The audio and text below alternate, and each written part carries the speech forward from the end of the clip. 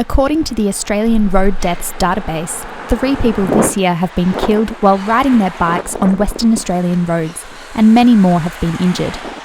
Despite the Barnett government promising in May of this year that new laws will be introduced to allow cyclists to use footpaths, these changes are yet to be made, with the WA Road Safety Commission still stating that riders over the age of 12 are not permitted to ride on footpaths.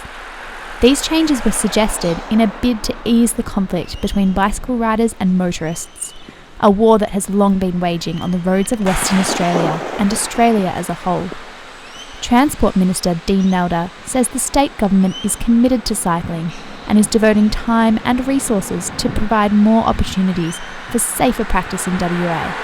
But it is obvious that as the cyclist death toll increases every year, more needs to be done. Last year, on October 11, 31-year-old triathlete Brent McSwain was hit and killed by a drunk driver while cycling from his work to meet his fiancée, Katie Gibb.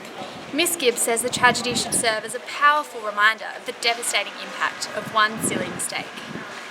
Brent's death devastated the Perth triathlon community and ignited a fear of riding on the roads into his friends and fellow competitors. Professional triathlete and cyclist of 10 years, James Lewin, says he was nervous to ride on the roads following the tragic death of his friend and fellow competitor.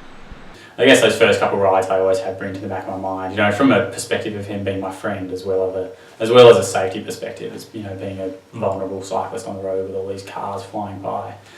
And, you know, you get that kind of, that thought crosses your mind occasionally where, oh, you know, you hear a car coming up behind you and you're like, oh my God, what if this is it?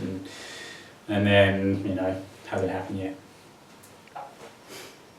The issue of cyclists' safety on WA roads is again in the spotlight, with a recent hit-and-run incident in the southern Perth suburb of Mount Pleasant. The driver has since handed himself into police, but the victim, 66-year-old university professor Thomas Lyons, remains in hospital in a critical condition with severe head injuries. Joe Kirith from Tempest Cycles says in order to improve safety for cyclists, both cyclists and motorists need to work to understand each other. Compromises will have to be made. You know, if you have to be 2 minutes late to a meeting or to, you know, an event to safely pass a cyclist, so be it. In the grand scheme of things, these are people's lives. So I think just awareness and education starting from quite a ground roots level, almost through primary schools, and building it up through there. It is obvious that there is no easy fix to the issue of cyclists and motorists sharing Western Australian roads.